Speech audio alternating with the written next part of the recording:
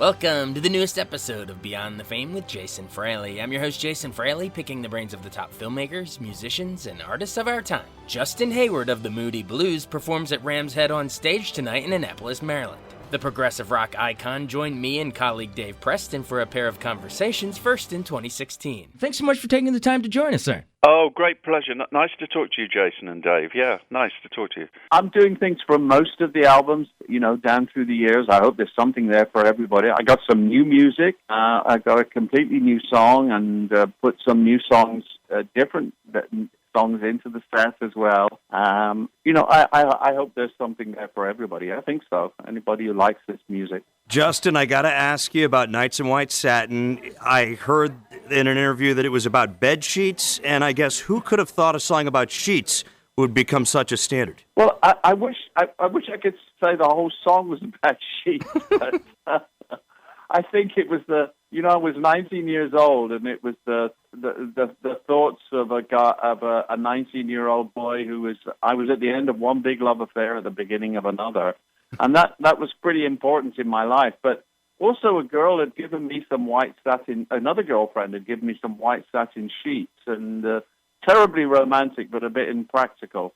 But I think there's a lot of truth in that song, and every time I sing it, I appreciate what the audience brings to it, the magic that the crowd brings to it. And it was a wonderful thing. It was a wonderful thing for us in the group. It defined our sound, and it's lovely. There's another song I do called Forever Autumn, which was a solo thing for me. But Nights and Forever Autumn, you can go anywhere in the world, and even if they don't know who you are, they'll kind of know the song, which is lovely.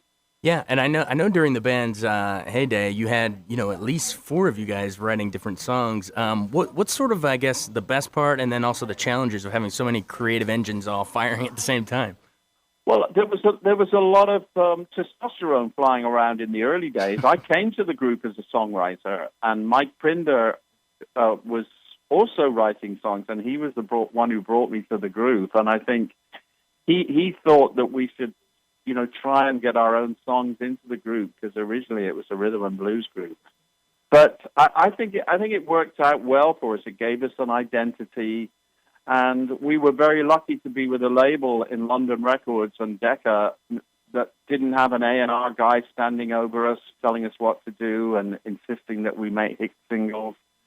And that's always been my rule of thumb ever since. Every label that I've been with, solo and Moody's, I've made sure that we can do what we think is right and trust our own judgment. Justin, I not only individual songs that you've written over the years, but the Moody Blues were a group defined more by great albums, and instead of 10 3-minute songs, it was kind of, I guess, best experienced by a 30-minute movement. And not just that, but just the visual look of the album covers, from Days of Future Past to Every Good Boy Deserves Favor. They stick with you visually and orally. What was the key to making those LPs work the way they did within the group? Well, we were very lucky. I mean, the first album was an idea of the record companies. It was meant to be a demonstration record to demonstrate stereo. But it coincided with the birth of FM radio in America, and it was recorded so beautifully by Decca.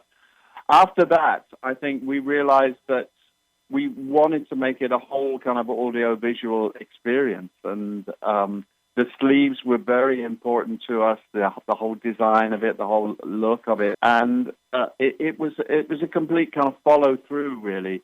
We were lucky to be part of that era and that generation where that was possible.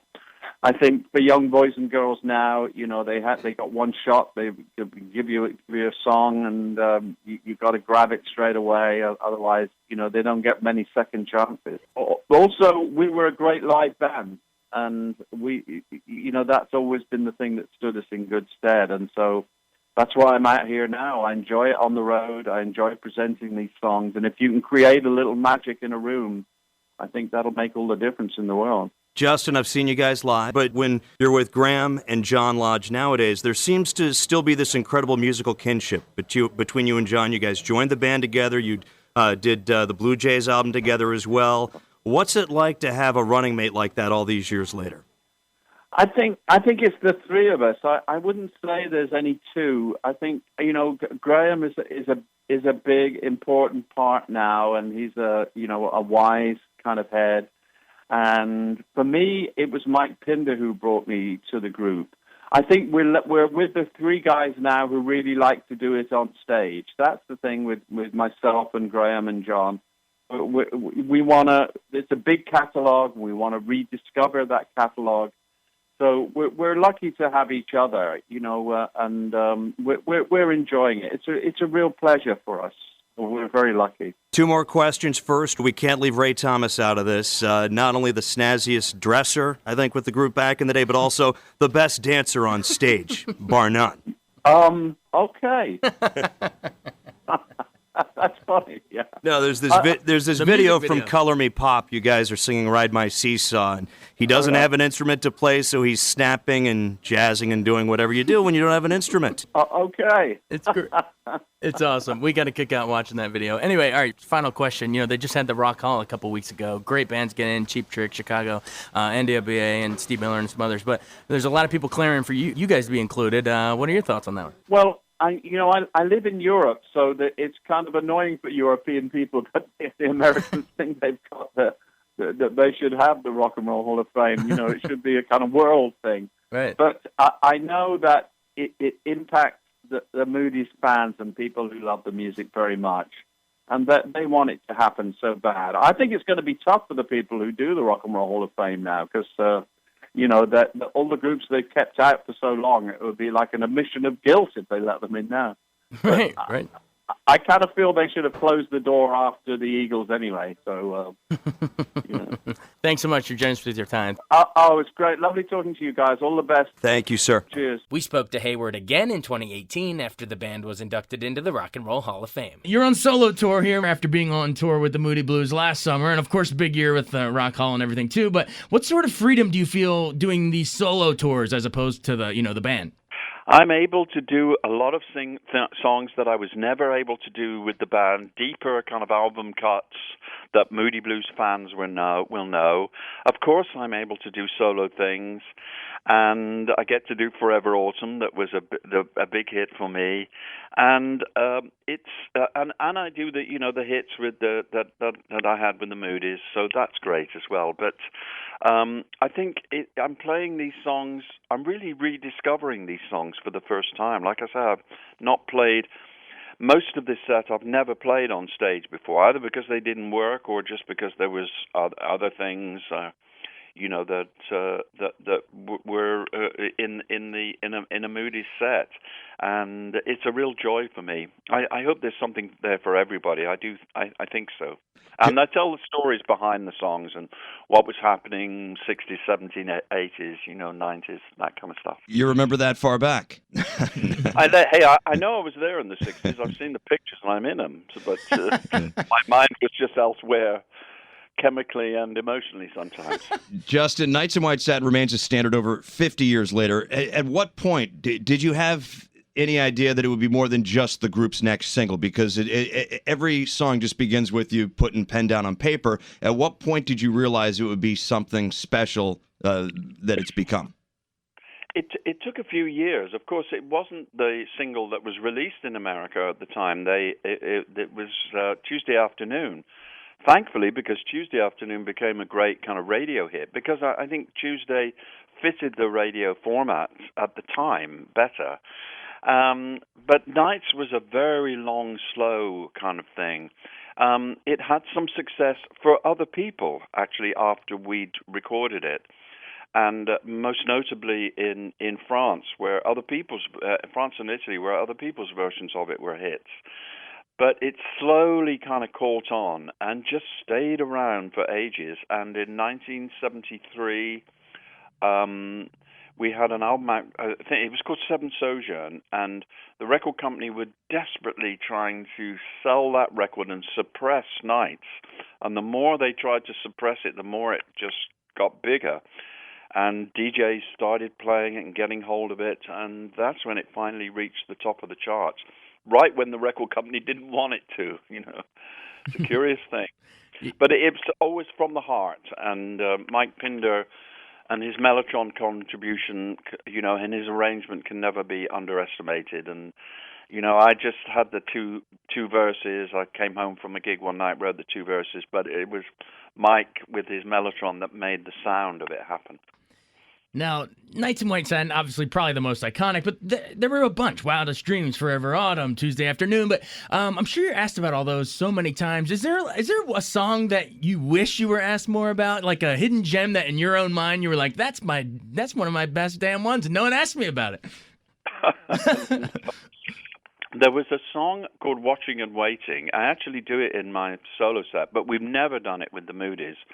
It just, the Moody's was always kind of two groups. There was the recording group that was recorded in a particular way, with acoustic guitar up front, some spoken word, and then there was the touring group that for many years was like 2,000 watts and loud drums, and sometimes some things just didn't work as you took them between those two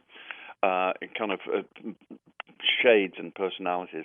But there was a song called Watching and Waiting that was our first single on our own Threshold label that we put out, and we all believed, and particularly me and Graham and Mike, really believed in it, that this would be the one, and it sold out and came out and sold about 10. My mum bought it and some of her pals, and that's about it. But over the years, it's become a favorite, and when I do it on stage now, it's a lovely kind of warm feeling, and I'm very pleased because I've never done it before. After all of these years, that was since 1969, so 50 years later, people really got their heads around it. During your career, Justin, you've played in all sorts of stadiums, Isle of Wight, all venues of all sizes. What does a club like the Birchmere do for you as a performer? What do you enjoy about that intimate setting? I love it. I've been there a couple of times before, and it's always a pleasure. I mean, I'm able to tell, in a big situation, you're not able to talk very much, but I love, people are interested in the stories behind the songs, and I tell the stories of the time, 60s, 70s, 80s, all the way through, and what was happening at the time, the stories around the songs, how they came about. And, of course, this is the way that I intended these. This is the way I made the demos of all of these songs. This is the way they were at home when I wrote them. And that's what that's what I'm able to present at a place like the Birchmere. And, when we do bigger places, maybe I'll get a bigger outfit. I've been asked to do bigger places, but I don't want to get real loud just yet because I'm enjoying this particular way of doing these songs so much, and the musicians that I'm with, and the little crew that I have, the guys, boys and girls that are with me are just so great, and I want to keep this group together. Awesome. Now, Justin, one of the cool things about you are the proverbial triple threat. You're a singer, you're a guitarist, you're also a songwriter. When you sit down and actually go to pen the song as a songwriter, do you find that your inclination is that you're writing it sort of, lyrically to sing, or more are you first thinking writing it for yourself as a guitarist? It usually comes out. That's a good question because it's a mystery to me still, and it's a mysterious thing, songwriting. And I'm not sure. I don't know what my life would be like without these songs and without songwriting. It's a kind of place to go. And Picasso said inspiration has to find you working. So I find if I go into my room and actually devote time to it, something magical will happen. It's just that I'm so lazy, that I don't do it a lot of the time. But usually, yes, it'll come out of a guitar rhythm that'll suggest something, and it'll spark some kind of. I know it sounds pretentious, but it sparks some kind of cinematic experience in your mind, and suddenly it reveals itself in a kind of pictorial way and in a landscape. And either at the keyboard or the guitar, that'll reveal itself and lead you through it. You just need to kind of make that first step into that landscape, and then it reveals itself. We're speaking with Justin Hayward of the Moody Blues. Congratulations, Justin, on getting into the Rock and Roll Hall of Fame this past year. What did you take away from the whole induction experience this past spring? Well, I'm so pleased for the Moody Blues fans. It's validated the music that they love. And to the Rock and Roll Hall of Fame, they created a temple to the kind of everything that's turned me on ever since I was a little kid. And so that's great. The experience itself, we were, in our little presentation, we were quite ordered, and we talked about, let's be concise, clear, and do it properly, and just do our thing, and that's it. Some people, man, they went on for like 45 minutes, and somebody was standing there, and then in 1982, I did that, and I thought, oh my God, and we looked at each other and said, he's only got to 1982. So it is, it's like a lot of these Hall of Fame things you see with the football players as well. They take an opportunity to ramble on for hours, but it was extremely long, but I thought I certainly enjoyed our bit, but and it's a great pleasure. I live in Europe, so I have to explain it to people there, what it is. Yeah, they didn't get the memo. Ramble On was a different group. No, but you've been with you've been with the Moody Blues over 50 years. But seriously, most groups are lucky to last 50 months, if not 50 days sometimes. What's been the key for you, John Lodge, Graham Edge, just continuing this journey together for 5 freaking decades? I think it's because we were never kind of celebrities or, we didn't even have a publicist in the early days. And I don't think we smiled in a photograph nobody told us to smile in a photograph until about 1978. And I think we just went our own way, that's all, and did our own thing. And I've been lucky as a writer and as a performer to have always been with labels that have just said to me, just do what you want. It's just fine by us. And, it's stood or fallen by that rule, really. We just went our own way, and we were very lucky. That's turned out to be the best thing we could have done. One of the unheralded, figures in the history of the Moody Blues, former producer, the late Peter Knight. I can imagine with 5 guys writing and all the personalities going from concept to concept album, for him it was almost like herding cats, trying to get everything in gear. What was the process like going from concept to concept album? Because when you look at the albums, especially, everyone talks about the core 7, the whole was really greater than the sum of the parts of the individual songs, Justin. That's right. I think I think that Peter was on the first album, and then he became a family friend of mine, and then we went on to do other things together, which were wonderful. And I think there was never a problem. Sometimes the theme of the album came later, and it came after. After the music had been recorded, and then you put something together. Sometimes Graham Edge's spoken word things would come first, and he would suggest an idea which would spark the rest of us. So it usually came like that, and then everything sort of came together. Sometimes it was even Phil Travers and the Sleeve that he would start working on some ideas after listening to.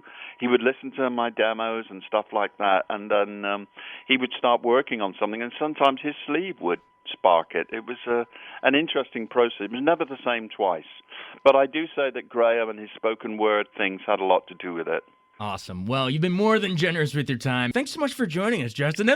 We covered a lot of ground in a short amount of time, so thank you. Oh, Jason, thank you. Thank you, Dave, as well. Lovely to talk to you. My love to you, and look forward to seeing everybody. Lovely to talk to you again, my friend. Take care. Cheers. Bye. Thanks so much for joining us on Beyond the Fame with Jason Fraley. Remember to hit the subscribe button and give us a 5-star rating if you like what you hear. We'll see you next time.